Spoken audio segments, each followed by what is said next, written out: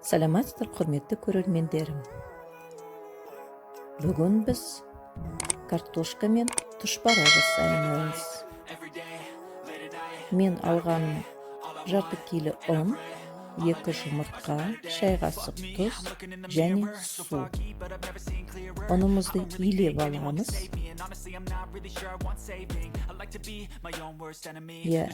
Картошкамыз бар айтпақшы. Картошка 1,5 килограмм картошка тазалап қойдық.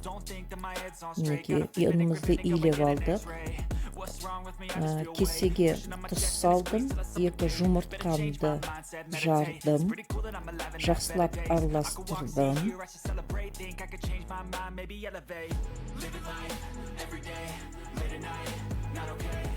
Жұмыртқаға енді су қостым. 300 граммдай су қостым. Су мен жұмыртқамыз жақсылап араластырамыз. Сосын ұнымызға құямыз. Өте қатты емес, орташа қамыр илейміз.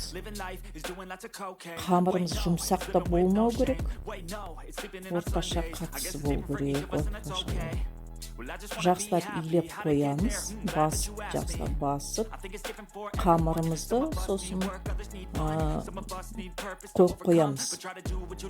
Иығанғашы деймін, тұрады. Қамырымызды қоямыз. Енді картошкамыз 1,5 келі картошка тазаладық. Оны турап, қазанға салып, тұз салып, су құямыз. Отқа қойып пісіреміз. Картошкамыз езіліп кетпеу керек.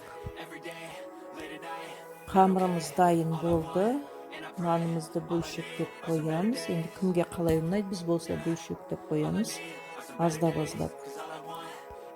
Осы қамырымызды басамыз. Бөлшектен кейін. Енді осылай мінекей ысып, колбаска дейді ғой енді. Осылай ысамыз да оны бөлеміз. Бөліп қойып. Біреулер кішірек жақсы көреді, біреулер үлкендеу жақсы көреді. Тұшпара болу үшін. Оны өздеріңіз көресіздер, қамырға қартай қамырыңызды қалай бөлесіздер.